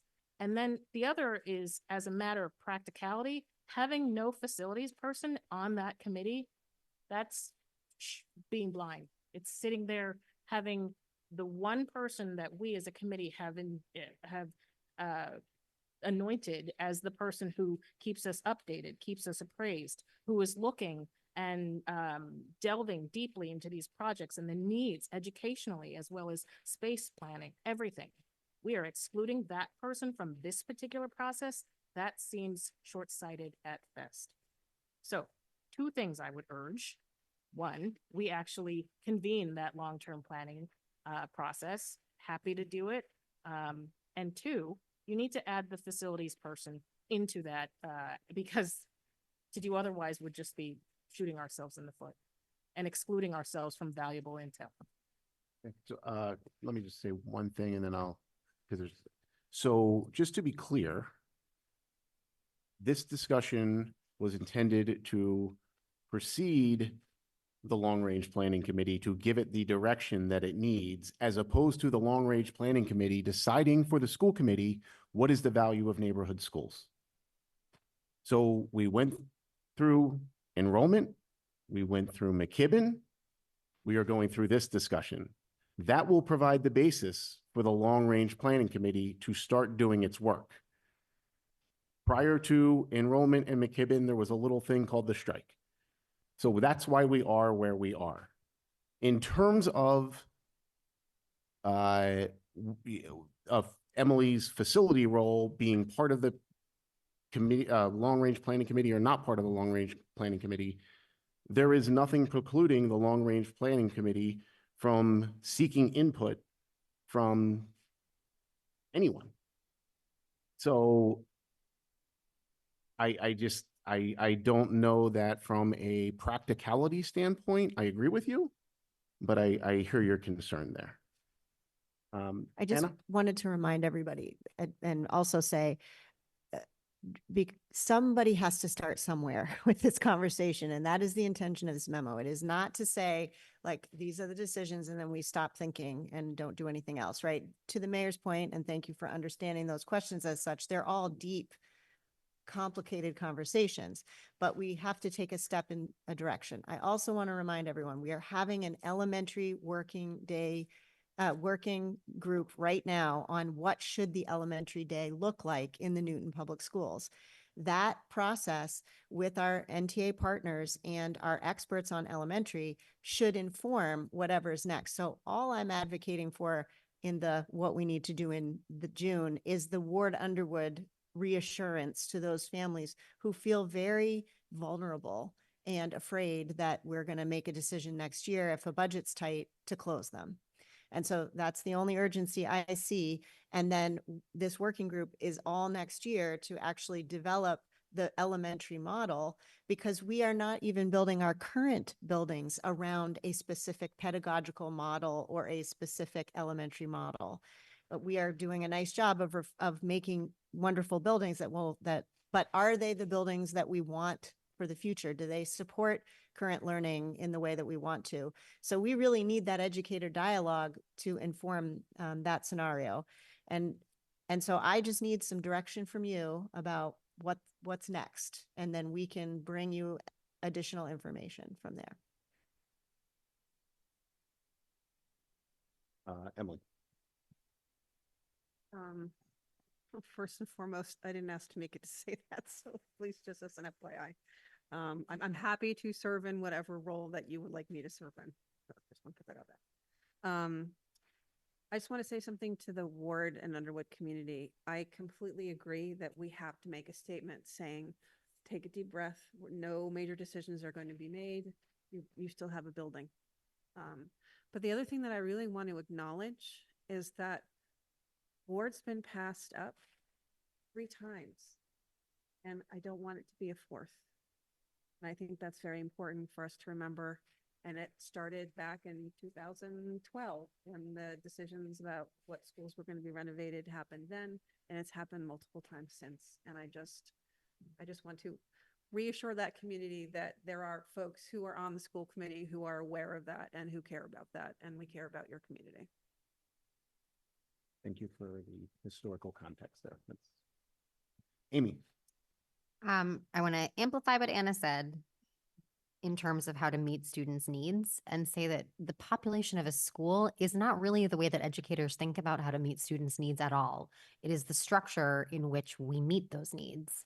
And so whatever that structure is, I feel very confident that we're working towards doing the best possible job to meet student needs. And I appreciate that the memo emphasizes not only the consideration of the elementary school day, but also the reconfiguration of MTSS to meet student needs. In terms of the order of questions, I also actually appreciate your thinking, because I don't think that anybody sitting at this table is ever going to say, like, actually, I hate neighborhood schools. Like, no one, we're here because we all believe in neighborhood schools. We all moved here because we have them. We stayed here because we love them. And so we need to put some kind of guardrail around what a neighborhood school means. And starting by saying, is it 200 kids, might be one way to do that. And if we say yes or no, then we would say, great, then is it walkability? Yes or no, right? There has to be some kind of guardrail. I'm actually not even sure that that number really is going to be the driver, because there are all these technical realities that, like, will override how nice it is to have 200 or 300 or 400 students. And so I'm struck by the luxury of thinking about, like, how great it would be to have, like, 3 classrooms in every grade at every school. But most schools in this district don't have that and will not have that. So I think thinking about whatever that minimum threshold is going to be is not necessarily about the educational model. It's actually about money and reality.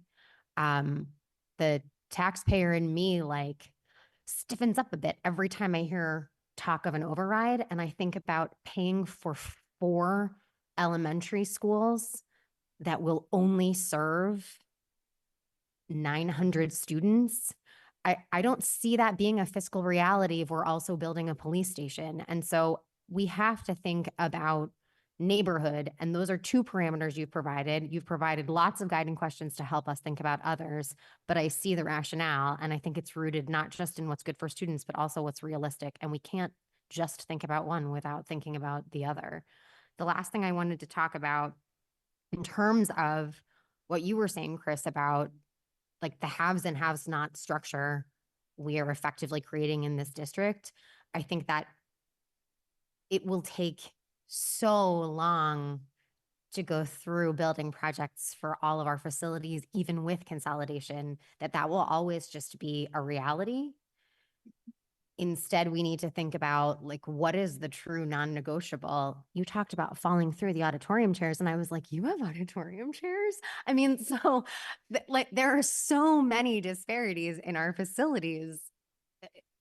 And as soon as we're done, Zervis will be a dump. I mean, so it's just, it's the nature of how this works. And so, yeah, we need like 80 years of long range planning and we need to be realistic.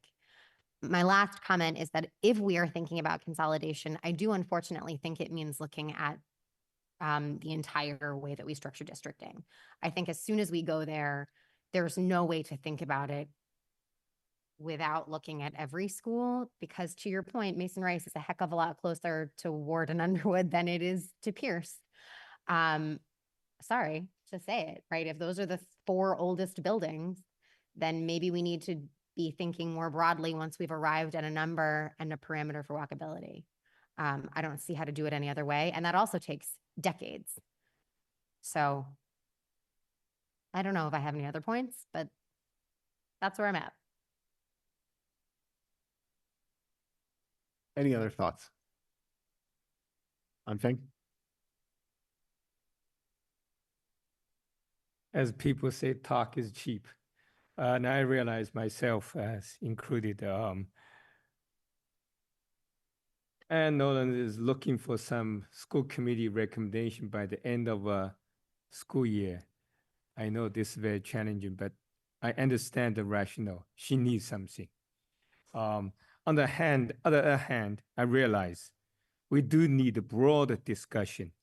And you know, Mayor mentioned the you know, override and our Newton committee, you know, traditional love to support override for schools. And that was proved just by recent pass of to debt exclusion.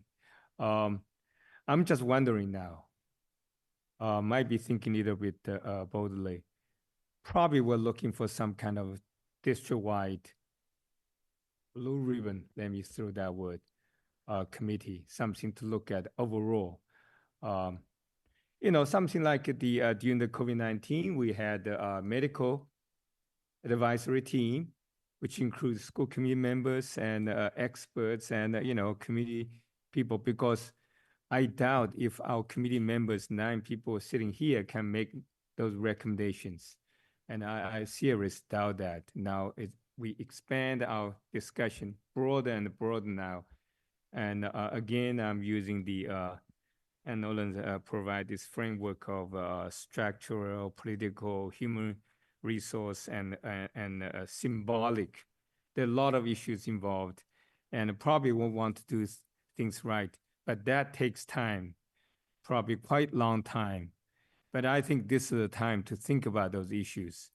And again, I will strongly recommend we have some, not only look at the facility long-term, that's too narrow, I think, because there are a lot of other issues, certainly budget and the concept of the neighborhood school. We need broad participation of community to talk about that, not only Ward and the Underwood, you know, parents to talk about that.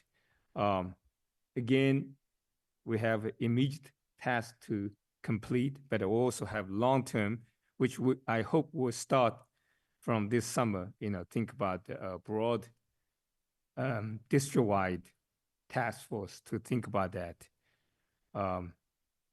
And let's not delay. And we own the district some kind of assurance, even though it might be painful, you know, assurance to them, but still we have to tell the truth. Thanks. Yeah, Mayor Fuller? I just also mention one more thing, continuing maintenance in our schools really matters. So that Ward, Underwood, Pierce, Williams, Mason Rice, I'm missing a school. Help me out, Stephanie. Yeah, that are still Memorial Spalding, Burr and Bowen. Those are going to be in the long range plan in some order. We'll figure out which order. So continuing to invest in them on a regular basis. There's some things you literally can't fix until you rebuild a school. There's a whole chunks of Ward School that are not accessible.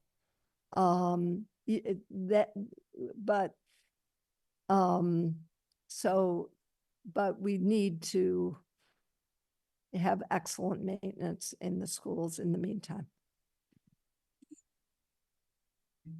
Okay, any other sort of like concrete thoughts on actions going forward? I mean, I think we've got some things to think about in terms of how to continue to structure this conversation going forward, so we can keep it a little more focused. I'll give some thought to that. But I think, you know, as folks think about this over the coming days, if you know, I gave you kind of the 3 questions I have in my mind. You can guess I probably have some thoughts on what, you know, neighborhood school, and it might involve little circles around maps and things like that, and that can help guide thinking.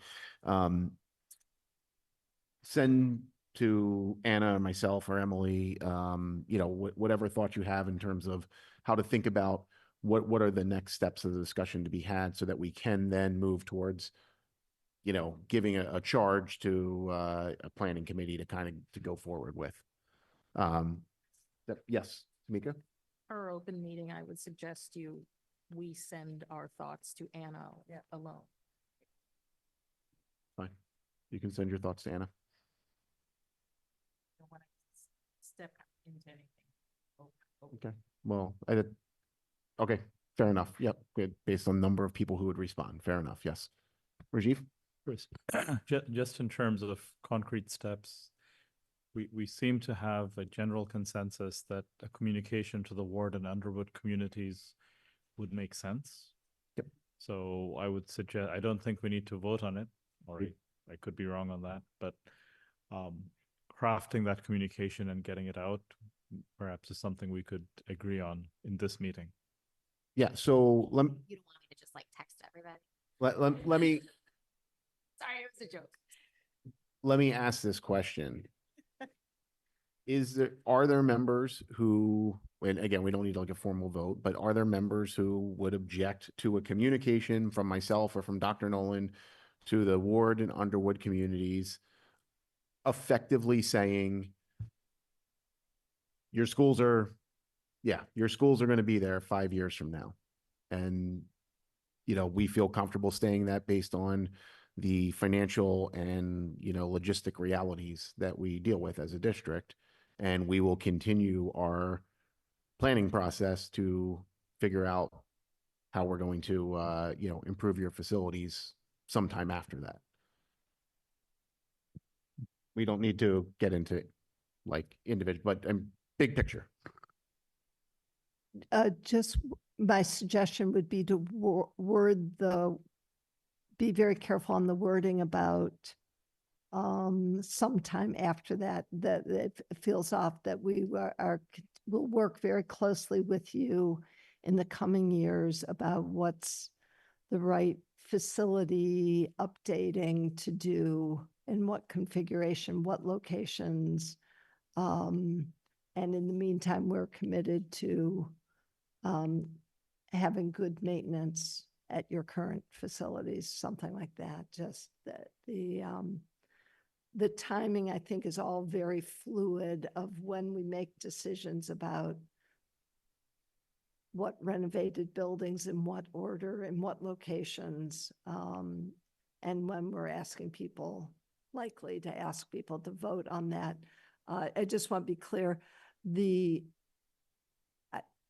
I pay a lot of attention to our debt service capacity, and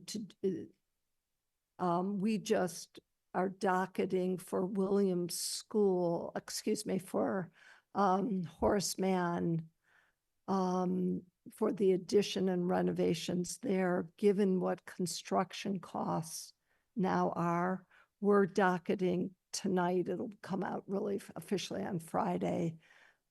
Another $34 million to invest in Horace Mann. that's the order of magnitude to do a relatively modest addition. It's 6 classrooms, a gym, some extra space there, and some more important renovations. Buildings are just really, really expensive. So we're going to have to spread these out every 3-ish years for yet another building.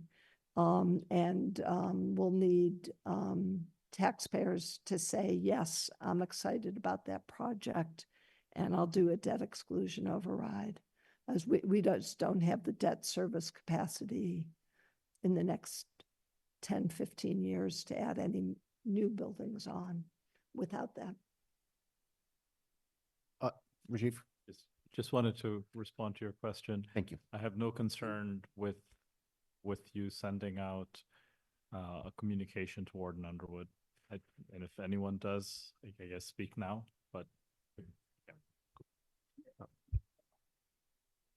Tamika? So I don't have concern. I am wary of over-promising and setting up this community that's already been the subject of a lot of, how many years, Emily? A lot of years of delay and change and alterations and shifting of initiatives. I think it's a general statement to the communities about our capacity to insert whatever you wordsmith it, but just be wary of making it too big and too broad a scope. Nothing will change about your schools.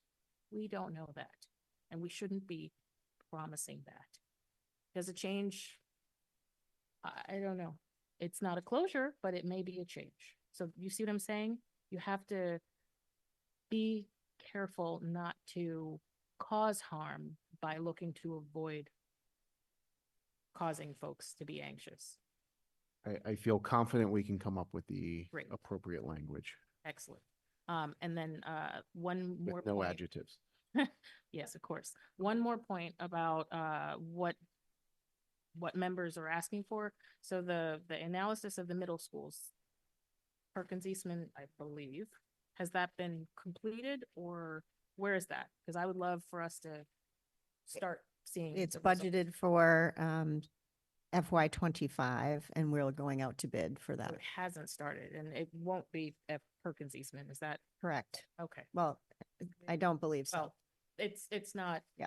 It's out to bid. Okay. All right. That's a clarification I think I certainly needed. Thank you. Are we in a good spot to move forward? Any other thoughts? Okay, took us a while to get there, but all right. Let's move on to our final item, which is Dr. Nolan's update on district goals. Okay, thank you. So this time around, we're just looking at goals 1 and 3. And I'll just highlight some of the pieces as I did when we went through 2 and 4. So I just want to point your attention to the very first page of the district goals, which has some yellow areas for completed audits of resources, curriculum, assessments, and affinity groups. So they're yellow because there wasn't an audit of affinity groups because they didn't run for much of the year. And but there was an audit of resources, programs, and assessments and curriculum. And you already received a curriculum audit cycle for the future so that we can plan long range for that. We don't have assessment calendars that could be reviewed. And clubs, as you know, also did not run during the parts of the year for the work to rule. So it is something, though, that we're undertaking with the PTOC, just hearing from families like what their experiences are. They've been bringing that to me on a regular basis. We're certainly looking to the fall to see what perks back up as a result of returning to normal school life. I would also just share with you on page 4 of your packet, another yellow area, of course, is the completion of the profile of a graduate. And so we've done about 2/3 of that. I just want you to know that we've booked October 29 and 30 as the 2 nights for the big design team. And you have the feedback from all of the groups we've met with so far listed here. We've started to forecast based on this feedback some of the competencies that have come out of the community groups. The entire community will receive a survey of potential core competencies. Kids can weigh in, staff will weigh in, community members, families. So all of that's like first thing in the fall, and it's ready to complete that item. Unfortunately, we received a bunch of grants through METCO about parent engagement and collaborations with our staff and our parents for a parent ambassador program, which we had to return those monies because they were all to be used during the work to rule and strike period. So we'll try to vie for those another year, especially now that we have a director of communications and family engagement. We'll start to have a different level of service on family engagement. You received an update on the panorama surveys in a recent presentation. The peer leader program here that you're seeing as like sort of pink. So the anti-ableist curriculum, as you know, is in the works. So we couldn't train peer leaders yet on it because it is not completed. Peer leaders did get trained in other things. We pivoted using the hate and genocide and anti-Semitism grants to train folks to interrupt hate of anti-Semitic nature and Islamophobic nature through the trainings here. So you've received some emails from me on that. So you've seen all the scope and sequence of what has been happening. So we didn't do nothing. We just didn't do the thing we told you we were going to do. So the other pieces that I would share with you that are pink, as you know, the EL literacy night and the math forum were postponed. Those were just not able to happen given the work to rule. But we have had many staff, student, and parent advisory groups. For example, this week, we're going to have staff and parent advisories on our website and receiving information on what people need out of our website to have a better experience. You're seeing the Speed of Trust workshops and the collaboration with City Council. And I shared with you all the meetings with all of the staff that we've had post-strike to try to repair trust within the community. I would say the last piece on the community education forum calendar, again, very much impacted by the type of year that we had, but you stepped up and did PTO, super, and school committee member meetings. And so I put that there as an artifact of community education and trying to understand what was happening in the community. So that's goal 1. I'm happy to pause there if there are any questions that anybody has.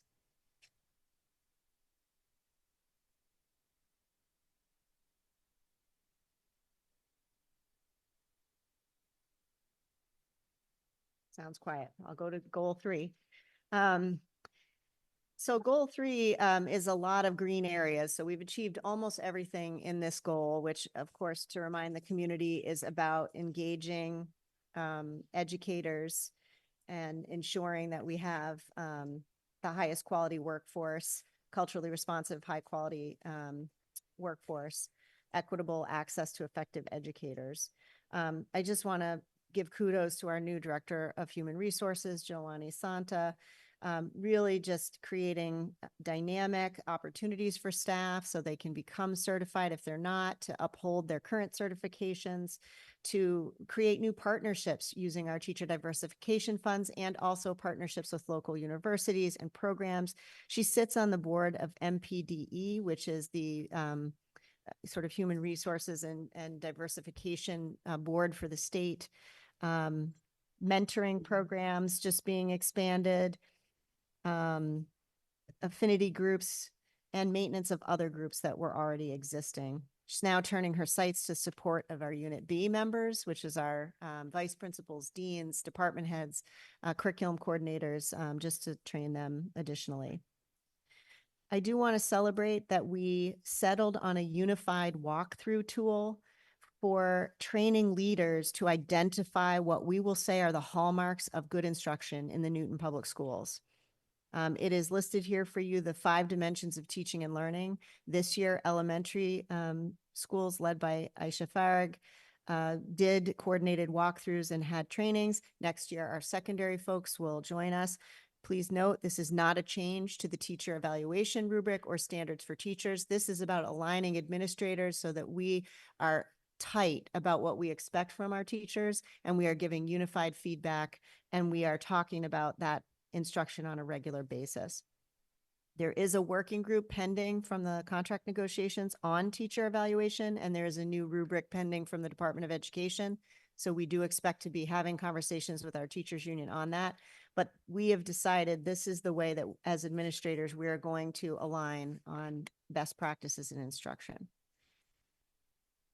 And then finally, I'll just point out on page 16, a chart that we have shared with you as part of our ongoing dashboard for human resources, targets that we've created, that Joanie has created. These are prior to May, the status of hiring. So not the new hiring season, but where we were at the end of this school year for our teacher diversification goals. So you'll note that she has reached out to each principal and helped them to develop a plan for hiring that mimics their student body composition.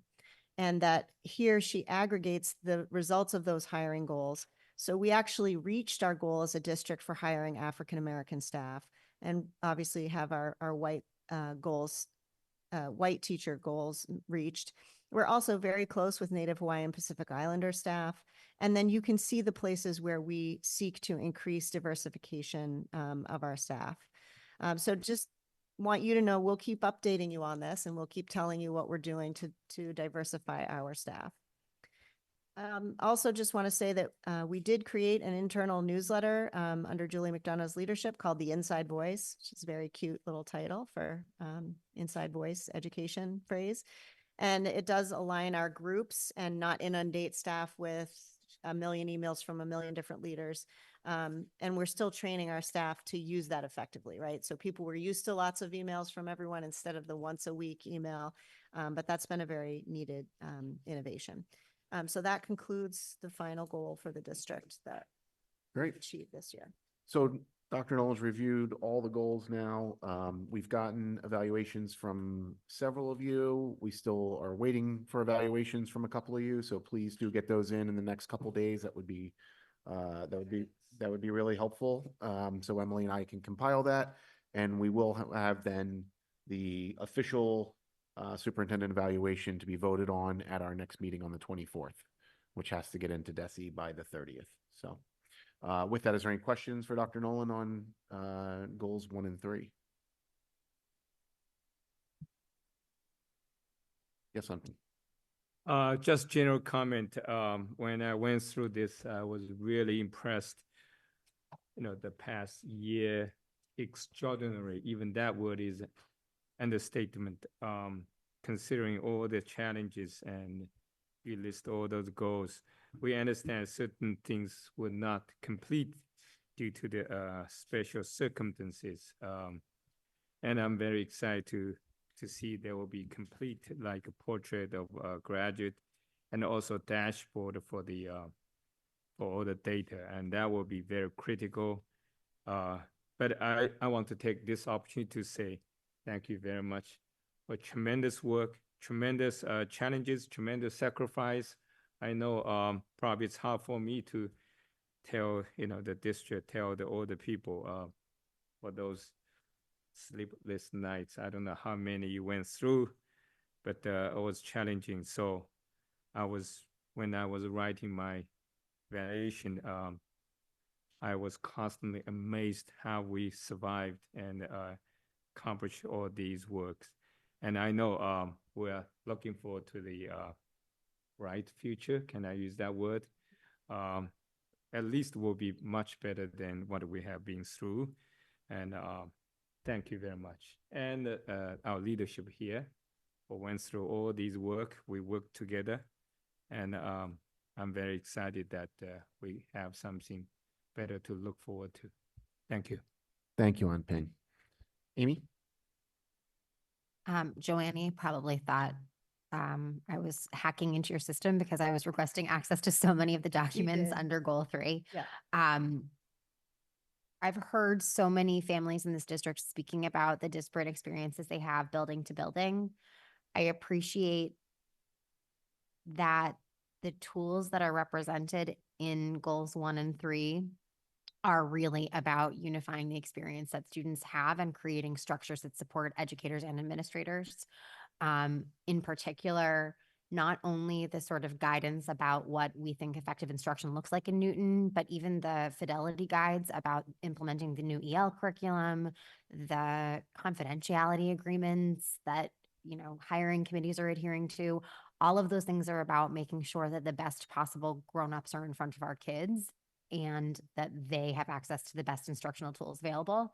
And so I just loved having the opportunity to see structurally how that is achieved, and how you're striving towards consistency. Thank you. Thank you. Any other questions for Dr. Nolan? Okay. Well, I believe that covers our posted agenda for this evening. Our next meeting is on the 24th, and we are adjourned.